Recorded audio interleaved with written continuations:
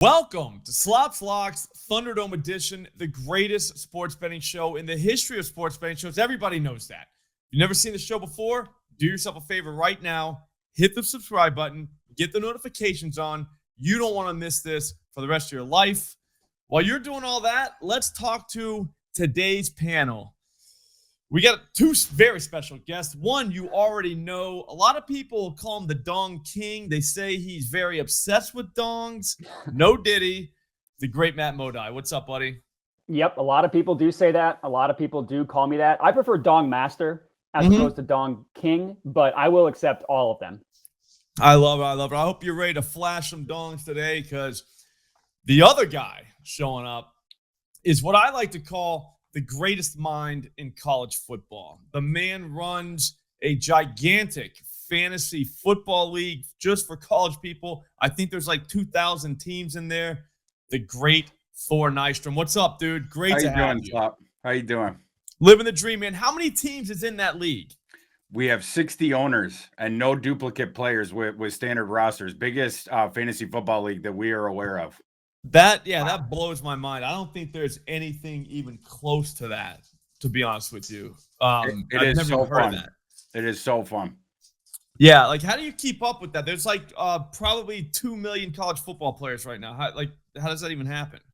Yeah, I mean, you have to do research of the depth charts all the way down to the 134th best team in the FBS. Like, you have to have a really good understanding of all the different situations, but we just love it. I mean, it's a league for sickos, but fortunately for me, there's plenty of sickos out there. Yes. I think you might be the head sicko, because I'm pretty sure you know down to the 100th guy on the 134th best team in college football.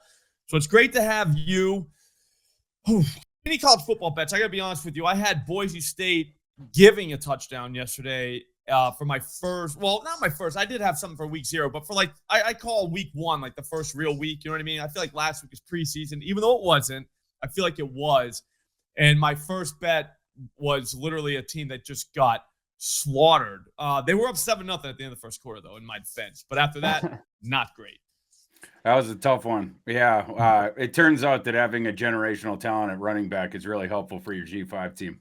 I didn't know that, dude. Who would have thought? I thought they were just like hiding the quarterback and just be like, hey, wait, we don't want to let everyone know about this guy. And they were going to unleash him this week. I was wrong. I was very wrong. So I apologize to Ashton Genty and basically all the South Florida Bulls, the fans, the schools, everybody. So sorry about that, guys. Anyways, that was yesterday. Let's look forward to today. But before we look forward to today, let's actually talk about last week. I got to be honest with you guys. I feel like I let everyone down. I feel like I cost everyone probably, I think it was like $4,700, because Matt, Dead Prez Picks, he swept. Alex Caruso, he swept. I, 2 out of 3. It was Zebby Matthews, 6+ strikeouts, didn't quite get home. I think he only got 4, but we went 8 for 9 last week, boys. So the people are expecting a show. So we got to put on a show for them. I'm going to apologize again to everybody, because, man, if Zebby hits, I think a $10 would have paid $4,700. A small paycheck if you've ever seen the show before, but still a $4,700 paycheck. I'm not rich, so I would have taken that. Would have been cool, but it is what it is. We're going to move on to this week, and to be honest with you, I need to tell you about Splash before we go. I know this is a lot of stuff, guys. I know it's a lot of stuff. Write it down if you have to, but we've got a very, very, very fun anytime touchdown score survivor pool on Splash Sports. Here's the thing. They're guaranteeing, Thor, they're guaranteeing $25K to the winner, which is insane. I don't even care if we fill it up. It doesn't matter if we fill it up. They're still giving $25K to the winner. It's just like a normal survivor pool, right? Except it's just with touchdowns. Instead of teams, touchdowns. So, for instance, if you think Saquon Barkley is going to score a touchdown in week 1, you take him in the pool. And then when he scores, you move on to week 2. Let's say he doesn't score, though. You're out. All right, so at some point, we're going to get down to one person, and that one person is going to win $25,000 for being awesome. So I think everyone should get in this. There's a link in the description. There's a link on the screen. click it, but don't forget to come back. Go get in this pool. We need you. We want you. We can't wait to have you. Matt, you're up. Stop stalling. Like you're taking forever.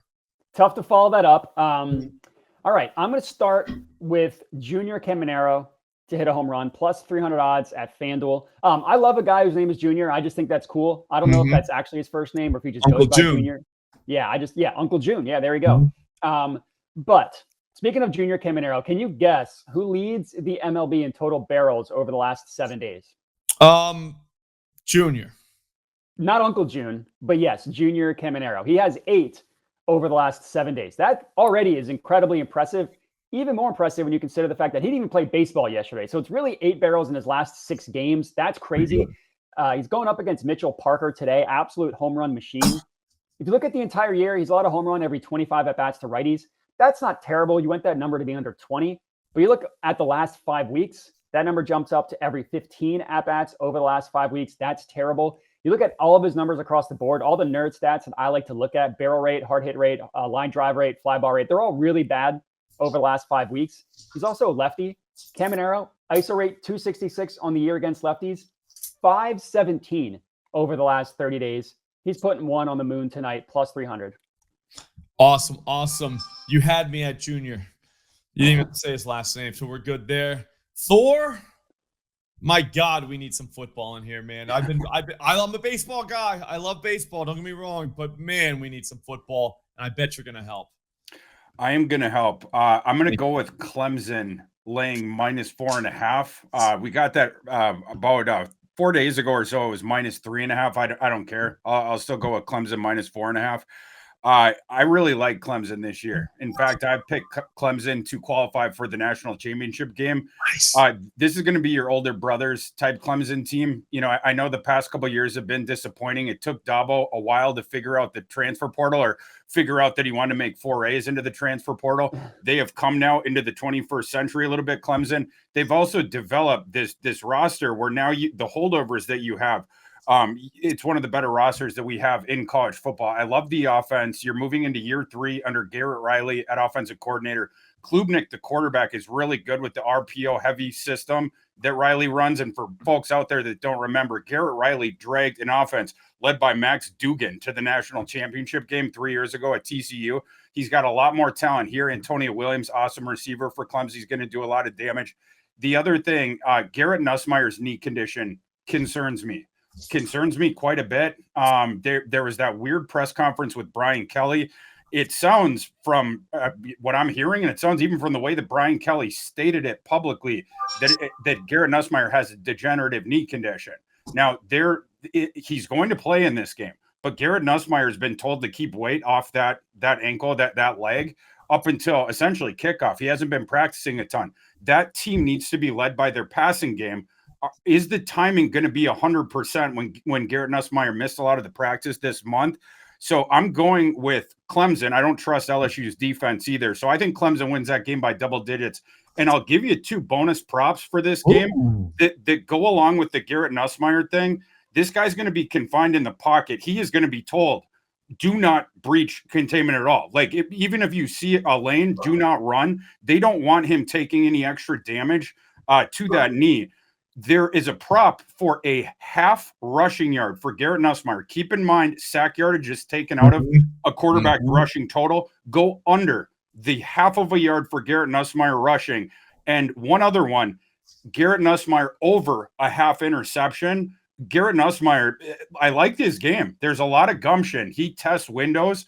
Clemson's defense is absolutely nasty this year, and they're going to get quick heat on him, which goes again to the rushing yard prop thing. Clemson has 2 guys in their front 7 that are going to go in the top 10 overall in April, Peter Woods and then Parker on the edge. So, yeah, they're going to be all over Nussmeier, a compromised Nussmeier. I like Clemson to roll in this game.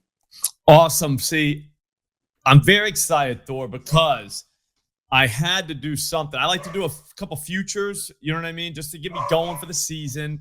Sorry, the dogs love Clemson. I mean, they you know what I mean? I'm happy they're with me. Yeah, but I got Clemson 10+ wins parlayed with Oklahoma 7+ wins plus 130. Do I have a chance with Oklahoma too? Yes. Yeah, when people ask me who's my like sleeper for the college football playoff, it's Oklahoma. I Okay. love what they did bringing in Mateer with Arbuckle from Washington State. You get Jade Knott, you add him to the running back room. Your offensive line, you added pieces of that, and now it's going to be healthy. In addition, the wide receiver core, which had a biblical plague of injuries last year, they added guys to it, and it's also healthy again. And then the defense was nasty last year. It's going to continue to be nasty. Brent Venables just always has nasty defenses. I like Oklahoma a lot, and I love that bet. Good. I need that. You want something every week, you know what I mean? And that helps out big time. I think Clemson's actually like really good. Like not just like kind of, I think they're really good. So Agreed. We'll see what happens there. I'm going to go back to baseball though. Sorry, Thor. Going right to my guy, Shane Bieber, over 5.5 strikeouts, plus 105. He had his first start of the season last week. And I mean, he's been hurt. He had a whole thing happen, but Shane Bieber, if you don't remember, Modi, I the remember. last leg of the 3-leg $10 to get like 10K parlay on opening day last season. Unfortunately for Shane, he busted his arm or something like the next start or after the next start. So he's been sat since then. Here's the thing, boys. Shane's back. Shane started against the Marlins on the 22nd. So 7 days ago, 9 strikeouts. All right. They let him throw 87 pitches. Here's the thing, though. He's going against the Brewers tonight. They're not exactly a strikeout team. Not even like they're not really even close. They're actually been pretty good, but neither the Marlins. I think this is Bieber. We're just betting talent here. We need 6 Ks. That's it. And we're getting plus money. Plus 105. Got to love that. You got to go Shane Bieber. What do you think, Modi? Do I got a chance? I love it. I mean, he's got a cool last name for all the Bieber heads out there. I like the fact that he's on the BJs. That's also fun. So what's not to love? Yeah, it's tough to beat that. Yeah. All right, so it's my turn again. It's like a snake draft, Thor. So we're coming back. I'm gonna go offensive though. I think this might be an offensive night, just because. How about Ramon Laureano, Modi, over 1.5 hits, runs, RBIs. Now, I know what you're thinking, Modi. What about Tatis? What about Machado? What about whatever? Ramon Laureano, in his last 15 at-bats, averaging 96 miles an hour exit velocity, 20% barrel rate. All right? He's going to see Zebby Matthews tonight, which is very good for him because Zebby loves to throw the fastball. And Zebby is the one that kind of bent us over last week, so we got to get our money back from him. I don't think we can bet on him. I think we got to go against him. His fastball, he throws it like 41% of the time. Righties are hitting 341 against that pitch. 293 ISO, 3 home runs. Laureano is most likely putting one in the seats, but we don't need him to do that. We just need 1.5 hits, runs, RBI. So RBI single, double off the wall, triple, then he scores on a wild pitch. A lot of ways to get this, guys. It's only minus 105 at Caesars. You got to do it. I feel like I'm now 2-0. As a show, we're 4-0. Thor, you got to keep us rolling, man. I'm going to go with this evening. I'm going to lay the 2.5 points with Auburn against Baylor. And I like Baylor. Don't get me wrong. Like overall, I think they're a legit contender in the Big 12. I wonder about this matchup though for them, especially in the opener. Auburn in the trenches is going to be awesome this year, and I don't think it's being discussed enough. I love the left tackle that they got from Virginia Tech, Xavier Chaplin. I ranked him as the number 2 tackle in the 2026 class, just behind Caden Proctor. Absolute stud. Their interior offensive line is absolutely nasty for Auburn as well. We know how much receiving talent they have. And Coleman is amazing. He's the third, guy from the trifecta of the recruiting class year and change ago with Ryan Williams and Jeremiah Smith there. And then they brought in Eric Singleton, the speedster from Georgia Tech. And then on defense, the front seven, really, really, really good. Kedrick Falk is going to be a top 10 pick, I think, in April as well. Their edge defender, a bully ball guy. Baylor, they have a lot of flashy skill talent, and I get that. But in the trenches, I think Baylor's going to get whipped in this game. And then I'm concerned as well about Baylor's secondary going up against the fleet of wide receivers that Auburn has. can Auburn even get mediocre quarterback play in this game? If they do, they're going to win this one going away. I think Jackson Arnold, they at least identified him as a guy that can run the system. There's some familiarity there, system familiarity. So if Jackson Arnold is even okay, I like Auburn a lot, and I think they're going to get the win in this game. I like the 2.5 too. Yeah, I mean, like that's key. And that thing's rising. So if people out there are on my side of this one, better lock that one in now, because by kickoff, it's looking like that thing is going to get to 3. Damn. All right. Yeah, I need some for tonight too, because I'll be honest with you. Some about Friday football, guys. You know what I mean? You got a lot of dong bets, got some strikeout bets, but there's college football on. I can tell you where my TV is going to end up. It's going to end up watching football. That's just it is what it is. I'm sorry, baseball guys. I'm a baseball guy too. I don't know if I can do it over football. Modi, keep us going. Yeah. Before we go to my next pick, I'm curious, Thor, your thoughts on the total in that game, because I'm not going to claim to be a college football guy at all, but I did look at that game. I had some thoughts on the total, but I want to see if you have any lean on the over or under, or if not, no problem. So we're at 58.5. Yeah, it's a big one. That's what she said.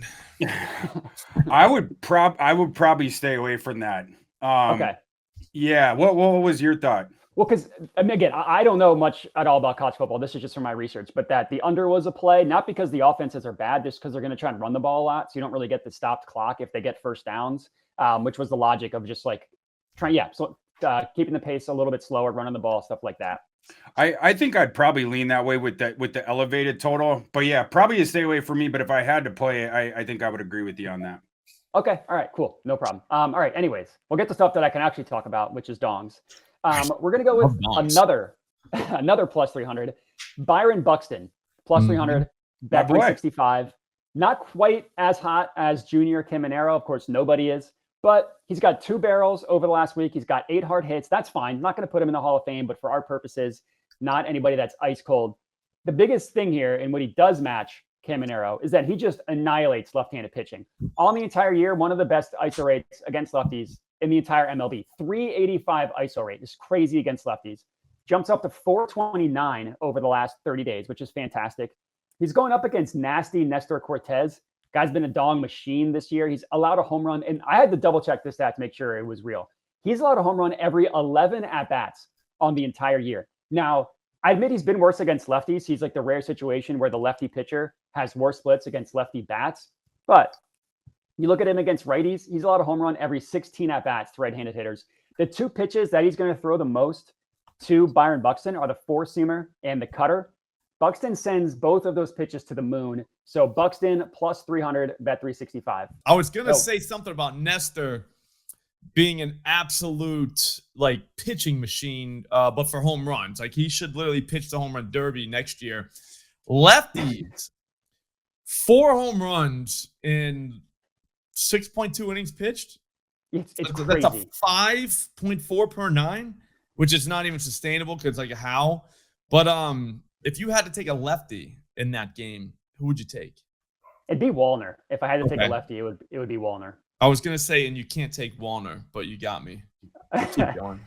Probably, I guess Cody Clemens. I didn't look at a ton of lefties in that one. It'd probably be Clemens, but that's kind of off the dome more so than anything that I actually looked up. Man, dome, dongs, I love it. Here's what I'll say. The 2 guys you've named so far are both in the baby Millie today. So we're on the right path. Let's see if you can make it 3 for 3. What do you got? I love it. All right. We're going to go Riley Green plus 450 odds ESPN. He was? No. They're playing at Yellowstone National Park. Yeah. Yeah. So it's very tough to get a ball out of there, but keep going. You're right. I don't love that stadium. What I will say is Riley Green is like a plus 350, 390 guy. So the odds are baking into the fact that it's at the worst, not the worst, a bad stadium. No, yeah, it's not a bad one. But yeah, it's not great. I'll give you that. But 1 of 8 batters with 5 or more barrels over the last week. That's good. 1 of 9 batters with 8 or more barrels over the last 2 weeks. Again, that's good. No one's going to compare to Junior, who leads the MLB, but these are good numbers. And the biggest thing here is he's going up against Seth Lugo. And that guy, Seth Lugo, has been paying people's rent with how many home runs he has given up this year. He's allowed a home run every 15 at-bats to lefties on the entire year, every 10 at-bats over the last 5 weeks. Home away in Yellowstone on the moon. Doesn't matter. He's allowing a ton of home runs. And I got this from your favorite website, Prop Finder, Slop. Oh, But yeah. you look at the pitch mix for Yep. Riley Green, it's all green. Like, and Seth Lugo throws like 10 pitches to lefties. Every Mhm. single one of those pitches is green for Riley Green. Yep. And the biggest four, which I want to mention, the top four that he's going to see is in order: the curveball, the four-seamer, the cutter, and the changeup. He's got an ISO rate above 200 against all four of those pitches, and above 250 against all three of them. The only one that's not is the four-seamer. And we all know that he can send a four-seamer over the fence. So Riley Green at plus 450, I love. Yeah, I'm not going to say that I did not like him. I'm saying he didn't make the baby Millie, because the baby Millie is a guaranteed. Got to have it, right? Got it. Riley Green had one that I didn't like, so I couldn't do it in the baby Millie. Yeah, Here's it was the a stadium. thing. I took Vinny P the other day with the wind blowing in at Kaufman, and he hit it out. So the idea that people can't hit out of Kaufman is crazy. I was just saying I wanted a perfect. Like, perfect will be just fine. That's what I say to myself when I'm looking at the parlay. And Riley did not make it, but his hits, runs, RBIs did.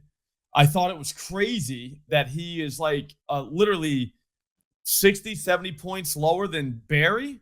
Yeah. Because Barry was just good. I mean, I know it's Barry, but like Riley Green profiled way better. I mean, and with tape measure Lugo on the mound, 21 dongs to lefties this season. Yeah, it's crazy. 2.3 per 9. That is like a video game. Like 12% barrel rate, 48% hard hit, 29% fly ball. Somebody's getting one, and I think it's going to be Riley Green. But like I said, I wanted to just go hits, runs, RBIs on that guy. They still have his hits, runs, RBIs at like 1.5 for minus 130 at DK. So that's still very playable. So and you could also, before we move on, you could also go doubles, because the one thing with that deep outfield, a ton of doubles are hit there. So if you don't want to have like a 415 lined or doubled sharply to center field, you could go 2+ bases, which I'm guessing is probably plus money. Yeah, go triple too, because Riley will stretch that thing. Yeah, true. Thor, not to put any pressure on you, but we are now 7-0. We just need 2 more winners, one from you, one from me, but you got to go first. Let's do a marquee game. Kicking off noon on Saturday, and let's call it big noon. Let's do Texas plus 1.5 against Ohio State. And by the way, keep the points. Now we're getting near the money line, but Texas is going to win this game outright. You look at the playoff game that Texas played against Ohio State last year. If Travion Henderson doesn't get that catch and run screen right before halftime, that 80-yarder, kind of fluky. That plus people forget this. Matthew Golden got injured early in that game. If those two things don't happen, I think Texas wins that game. And now you look since then, Ohio State has clearly taken a step back over the offseason, right? This team is not going to be as good as the national championship team that we just saw, whereas I think Texas is better now. Yep. Texas somehow got as far as they did last season, despite the fact that their quarterback play was atrocious. Quinn Ewers was horrible last year. He is immobile. He had no pocket presence, and then he wouldn't throw it down the field, which is the reason their running backs had like 100 catches, and then the other guy was the Gunnar Helm because he didn't run beyond 5 yards out, beyond the line of scrimmage. In the preseason? Gunnar Helm? No, Ewers. Oh, you were horrible. Horrible. Like NFL coaching, I don't think is going to solve the issues with old Quinn Ewers. And one other take for you, Slop. If Texas's coaching staff had turned to Arch Manning when they should have last year, in mid-October, they should have just never taken him off the field when they put him in against Georgia in that one. You weren't going to beat Georgia in that one game where the front seven was caving in Texas' offensive line in Austin either way. But the Texas coaching staff should have gone with Arch Manning from there going forward. I think if they had, Texas would be the defending national champion in this game. Right, I think it would have flipped the whole thing. Arch Manning, you get a guy that throws down the field. That's going to be fun for people. In contrast to his uncles, Arch Manning, he loves attacking down the field, and he's also an insane athlete in a big package, which is going to surprise people as well that haven't seen him before. But just an enormous upgraded quarterback for Texas and the rest of the roster as well. I really like this Texas team, and I think they go into Columbus and get a win. That is awesome. All right, because I really wanted to bet that game. But I didn't want to get my balls kicked in on the first game like I did yesterday. You know what I mean? You don't like that on the first game. You know what I'm saying? Give me that, like, even in the middle, I'm okay. But the first game, my God, dude, it's tough. It's tough. It's like a first-round knockout. You know what I mean? I'm not really trying to go down for the count. But I wanted to take Texas. But like I said, I have a Texas shirt, Thor. I don't have an Ohio State shirt, so it's kind of one of those. You know what I mean? Like, what am I supposed to do? Yeah. So I can wear the Texas shirt now. I can throw that in there. I'm going to be good. Thank you. So, Moneyline, we're going on that? Let's go money line. Yeah, and by the way, Slop, a bonus prop one in that one too. I think the books have set Arch Manning's passing yardage too low, and this might be the only time all season you're going to get it at what I think is a bargain price. What's the number? It's come up even a little bit, but it's still only 238.5, and it was even lower than that before. But again, I think, when you're a bookmaker, you're largely extrapolating these prop lines off what's happened in the weeks before, or in this case, in week 1, week 0, you're doing it off the passing stats from the previous season, more or less, right? But again, Arch Manning, way, way, way better than Quinn Ewers. And you're going in there to Ohio State. Caleb Downs, of course, is amazing, but the cornerbacks with Ohio State, you can take their lunch money. They're guys that play way up and down. Davison, I have a problem pronouncing his last name, Davison I. It's a guy who runs hot and cold, and you can beat him deep. Arch Manning's going to be targeting that, and I think Arch Manning is going over 250 passing yards. Beautiful, beautiful. I can do it at Profit X. That's an exchange. So I'm very happy about that this year. I actually had the Boise State kid over 217 last night, or 217.5. They that was probably, I think that thing closed at like 230 something. So there is some value. You Profit X guys, start look at the player props in college football. You might find ridiculous value since it's an exchange. You're right. But, yeah, I can't do player props in Virginia. I can on Profit X. Yeah, so I love Profit X. There's a link in the description, promo code Slop. They'll give you a $200 cash back, up to $200 cash back in your first month just for playing there. You should try it out though. Anyways, not the point. Let's just finish this thing out. This is between two people, and I'm going to go with Giancarlo Stanton over 1.5 hits, runs, RBIs. That's minus 125 at Caesars. I got to tell you right now, I don't know this guy's first name, the pitcher for the White Sox, Yoendry Gomez. Yep. He has been okay. Don't get me wrong, not a bad guy. He's running into the Yankees at the exact wrong time.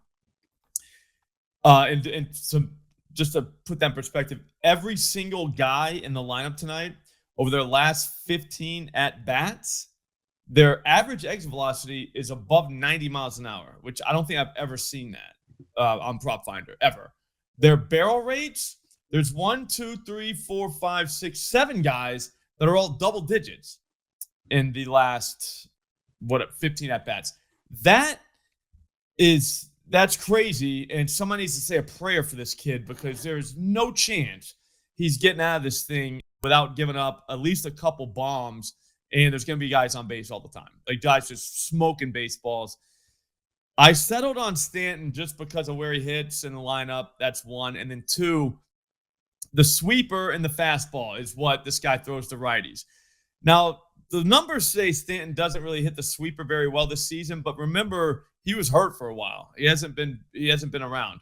He does hit the fastball. We know that. It's 419 ISO so far, which is video game numbers, 6 home runs, 349 average. So he's good there. But the sweeper, when you kind of dive in a little bit, Modi, he had a Joe Ryan sweeper, 401 feet. That was an out.